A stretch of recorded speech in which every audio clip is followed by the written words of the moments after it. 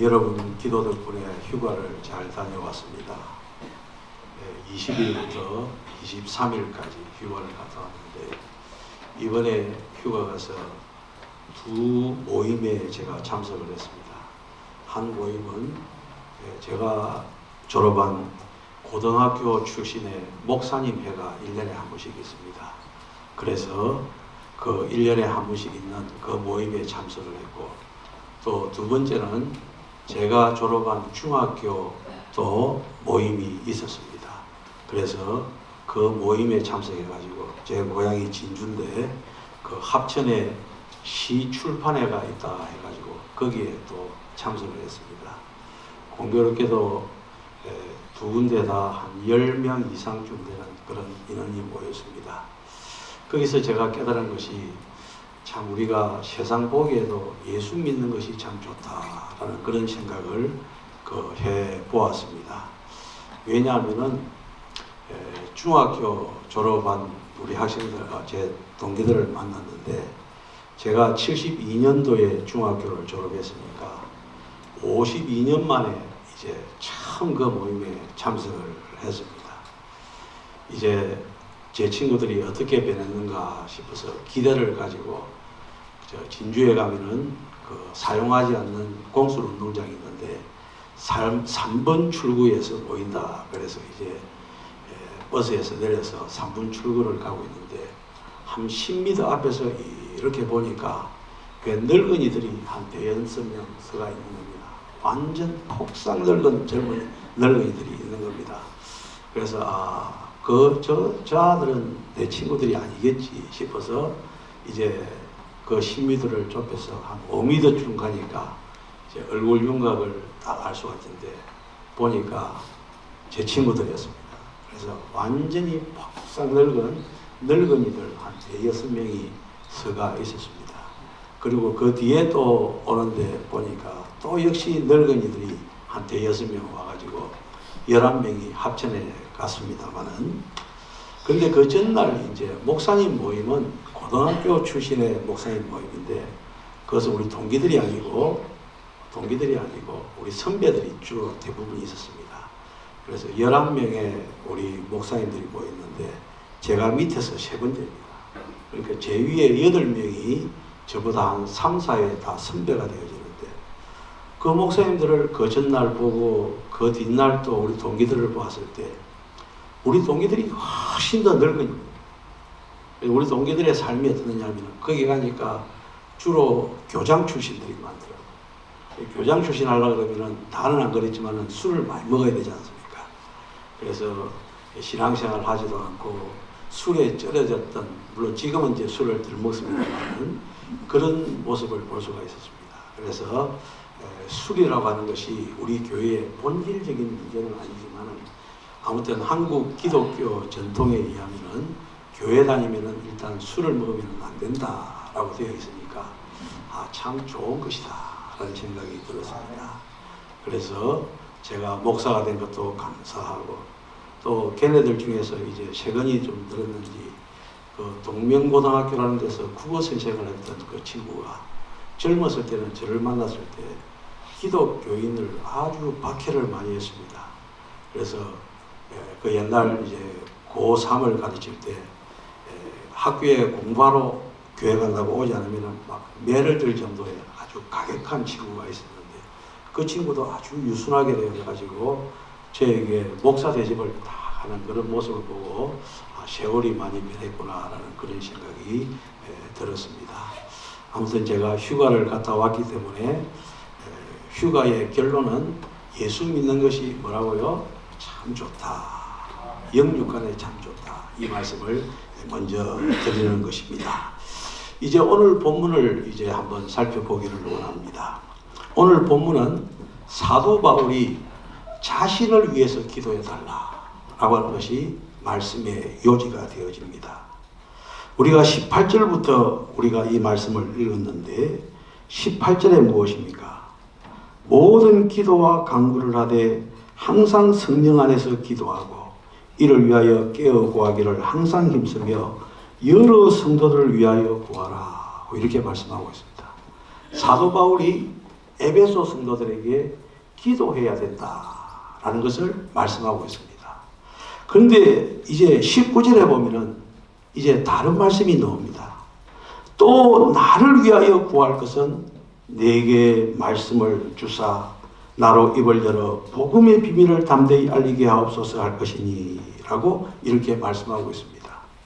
사도 바울은 에베소서 6장 10절로부터 18절 말씀을 통해서 하나님의 전신갑주를 입으라고 강력하게 신앙의 무장을 해야 된다라고 신신당부를 하면서 그러기 위해서는 너희들이 기도해야 된다라고 말씀을 했습니다.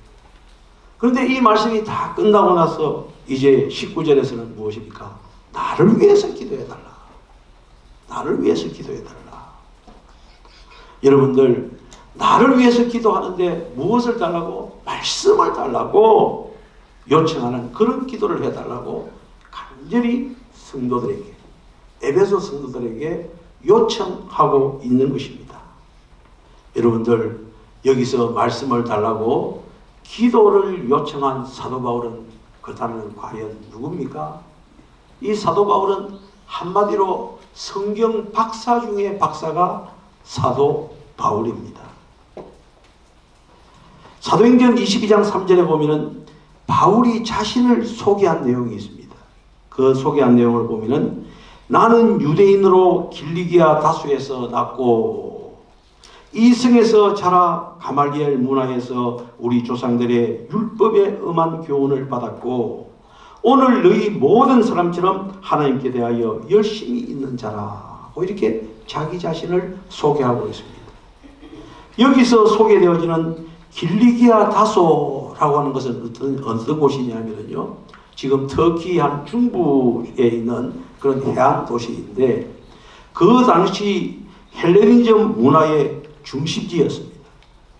그리고 탁월한 대학 도시였습니다.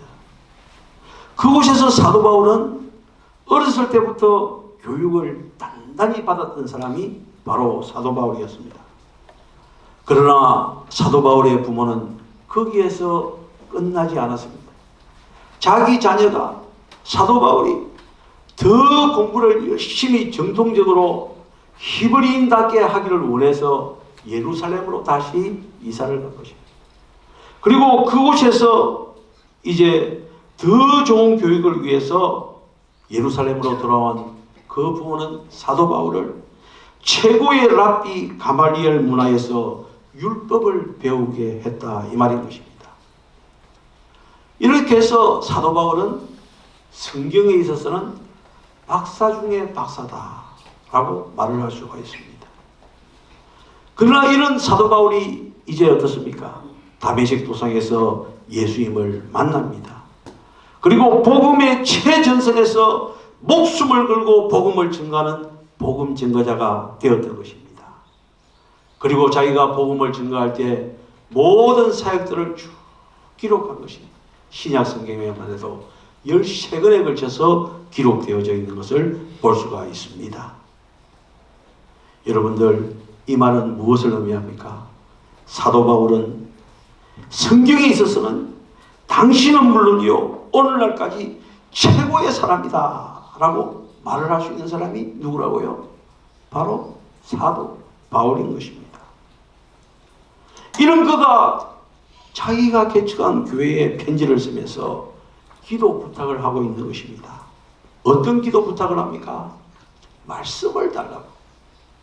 나에게 말씀을 달라고 기도를 요청하고 있는 것입니다. 여러분들 여기서 말씀을 달라고 하는 것은 무엇이겠습니까? 무엇을 더 알고 무엇을 더 깨닫게 해달라는 그런 뜻이 아닙니다.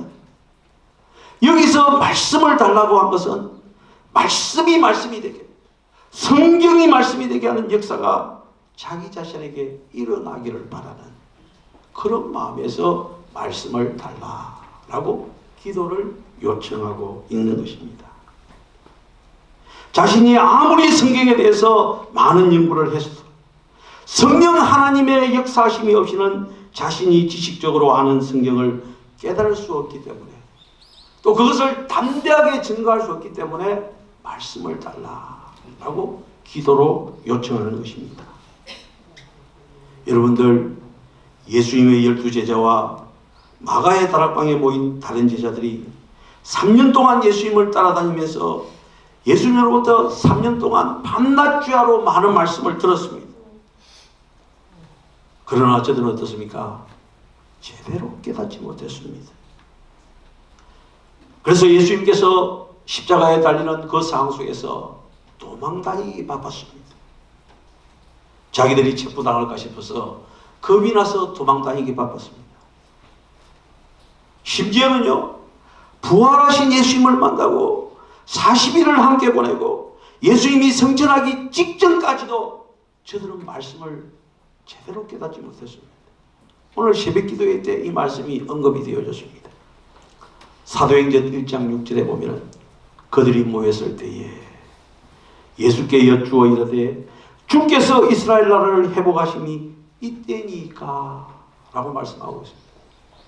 예수님께서 그토록 3년 동안 밤낮주야로 하나님의 나라의 복음을 저들에게 가르쳐 주었는데 그것을 깨닫지 못하고 저들은 예수님께서 승천하기 직전까지 저들이 바랐던 하나님의 나라는 이 땅 위에 건설되어진 이 땅의 나라인 줄로 알았기 때문에 그런 질문을 한 것입니다. 그때 우리 예수님께서 저들에게 무엇을 대답하셨습니까? 사도행전 1장 7절로 8절 말씀. 이르시되 때와 시기는 아버지께서 자기의 권한에 두셨으니 너희가 알 바 아니요 오직 성령이 너희에게 임하시면 너희가 권능을 받고 예루살렘과 온 유대와 사마리아와 땅끝까지 이르는 대증인이 되리라. 이 말씀을 우리 예수님께서는 하셨던 것입니다. 여기서 중요한 대목이 무엇입니까? 오직 성령이 너희에게 임하시며 이 말인 것입니다. 성령이 우리에게 임하면은 모든 것을 깨달을 수 있다는 말씀이 아니고 무엇이겠습니까? 따라서 성경 박사인 사도 바울이 자신에게 말씀을 달라고 구해달라고 하는 것은 바로 성령님이 임하게 해달라고 하는 그런 말씀인 것입니다. 사도 바울은요, 자기 자신의 남다른 탁월함, 능력, 지식, 사람들을 이끄는 지도력 따위는 필요하지 않았습니다. 도리어 하나님으로부터 은혜로 주시는 힘이 사람을 변화시킬 수 있다라는 사실을 깨달았던 것입니다. 청중을 휘어잡는 굴복시키는 것이 자신의 탁월한 변정 능력과 가마력이 아니요 하나님의 성령께서 자기를 통해서 일하심으로 나타난다는 사실을 깨닫고 있었던 것입니다. 그래서 사도 바울은 자기도 기도하지만은 성도들에게 자기가 개척한 에베소 성도들에게 기도 부탁을 하고 있는 것입니다. 사랑하는 성도 여러분, 성경 박사인 사도 바울이 이를 짓는데 우리는 어떻습니까? 우리도 마찬가지로 사도 바울처럼 이런 중보의 기도를 남들에게 요구해야 될 것입니다. 사실 우리는 그러지 않습니까? 이 세상을 살아가면서 모르는 것이 너무 많습니다. 그로 인해서 답답할 때가 너무나도 많이 있습니다. 이런 우리에게 진정 필요한 것은 말씀을 통한 진정한 깨달음이 아니고 무엇이겠습니까? 왜냐하면 성경 말씀은요, 우리의 무지와 답답함을 해결해 줄 수 있기 때문에 그러한 것입니다. 대표적인 성경 말씀이 디모데후서 3장 16절 말씀이죠. 모든 성경은 하나님의 감동으로 된 것으로 교훈과 책망과 바르게 함과 의로 교육하기에 유익하다라고 했습니다.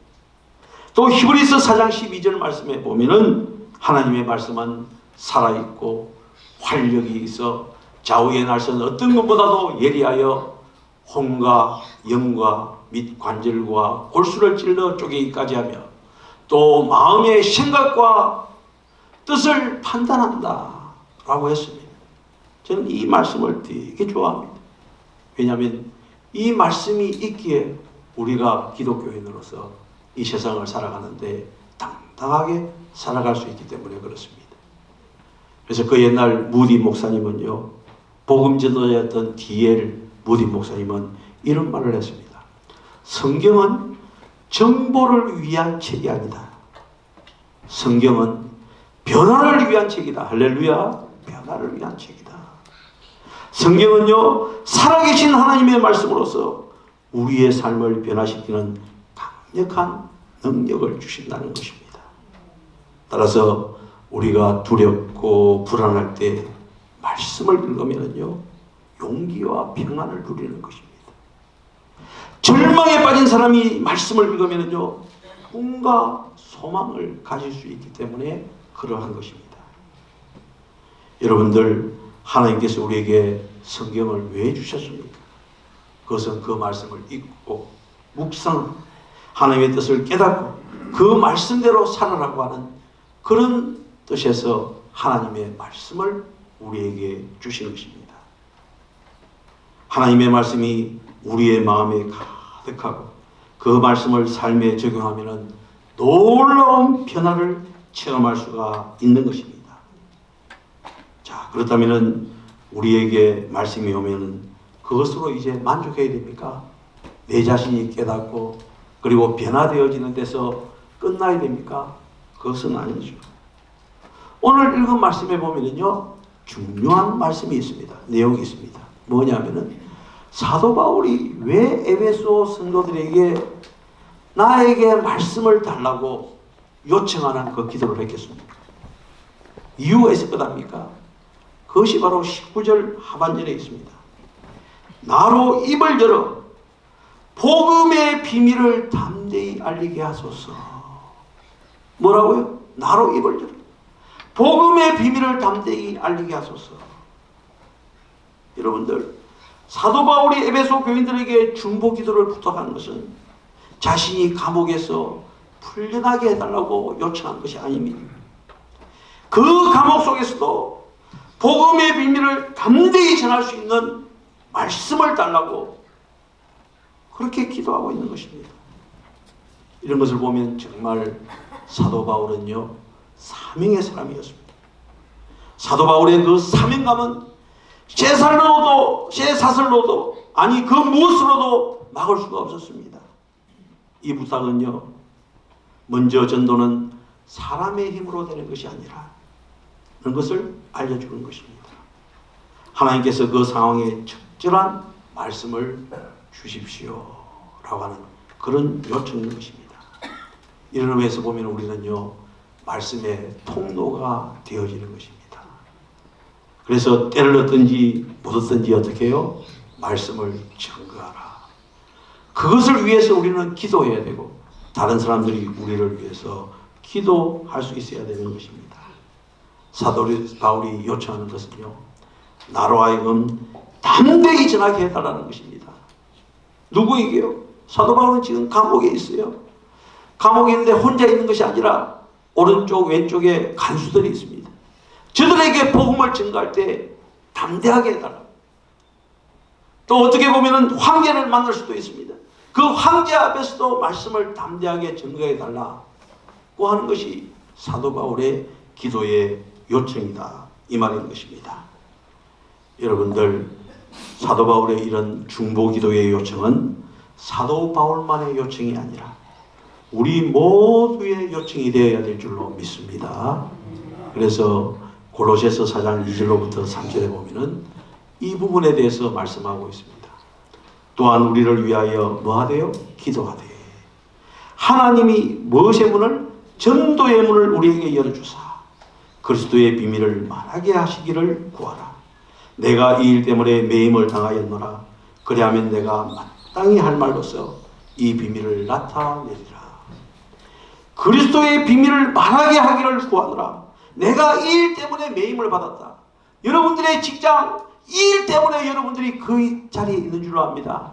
여러분들이 어떤 분을 만났을 때 바로 이 일 때문에 그분을 만나고 있는 줄로 믿습니다. 바로 이것을 말씀하고 있습니다. 여기서 전도의 문이라는 것은 원문을 쭉 추적해 올라가면 말씀의 문이다 라는 것입니다. 여러분들, 전도는 우리에게 주어진 사명입니다. 전도하지 않는 교회는요, 환자를 치료하지 않는 병원과 같습니다. 전도하지 않는 교회는 학생을 가르치지 않는 학교와 같습니다. 전도하지 않는 교회는 영업을 하지 않는 목욕탕과도 같은 것입니다. 따라서 교회는요, 하나님의 말씀을 가르치고 병을 고치고 낙심한 사람들에게 위로를 주는 곳이어야 된다, 이 말인 것입니다. 만약에 이것이 없으면 껍데기는 있으나 알맹이가 없는 신앙인이 되고 마는 것입니다.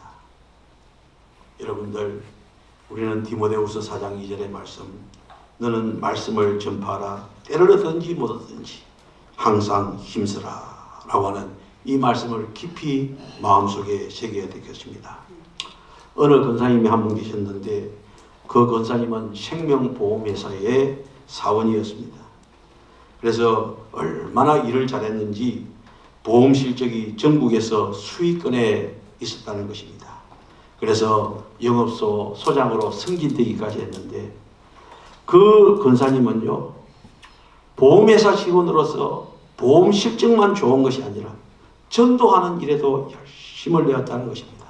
그래서 그 권사님은 늘 가방 속에 성경책을 넣고 다니면서 사람을 만날 때마다 전도하였다는 것입니다.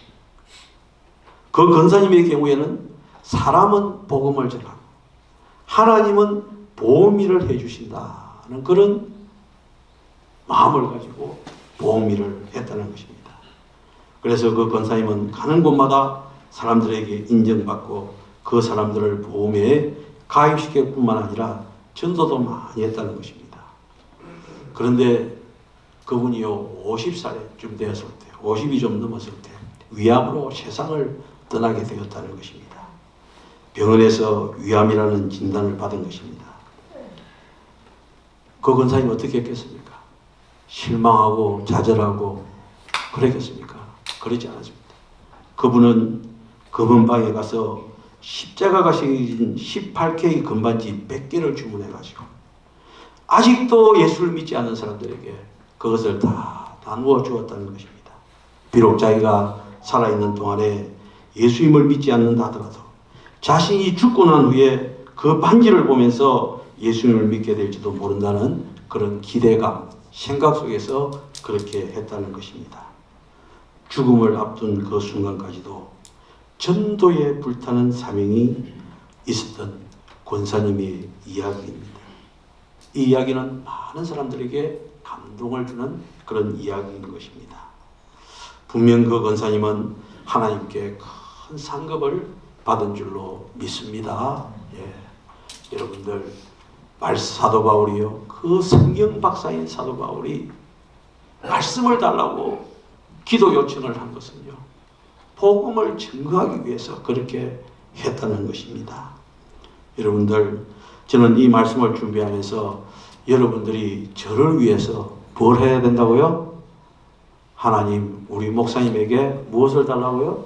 말씀을 주옵소서. 할렐루야. 그래서 그 기도를 다 하시기 바랍니다. 이것은 주의 명령인 것입니다. 저에게만 주어지는 그런 기도의 제목이 아니고 우리 모두에게 주어지는 기도의 제목인 줄로 믿습니다. 따라서 우리는 서로를 위해서 중보 기도를 열심히 하시되, 오늘 기도의 주제는 뭐라고요? 말씀을 주옵소서. 말씀을 주옵소서. 이것은 성령의 능력을 주옵소서라고 하는 말과 똑같은 것이 되어집니다. 아무쪼록 한 주간도 말씀이 여러분들에게 풍성하시기를 주님의 이름으로 축원합니다. 아멘. 기도드리겠습니다. 하나님, 감사합니다. 은혜 가운데 저희들을 사랑하여 주시고 우리 주님께 영광, 찬송, 경배드리게 해주시니 감사를 드립니다. 귀한 말씀 주셨사오니 이 말씀이 우리의 마음속 깊이 새겨들게 하여 주시옵소서. 새겨드는 데만 끝나는 것이 아니라 우리의 마음속에서 우리의 행동을 통해서 나타나는, 우리의 입술을 통해서 증거되어지는 귀한 말씀의 능력이 되게 하여 주옵소서. 예수의 이름으로 기도드리옵나이다. 아멘.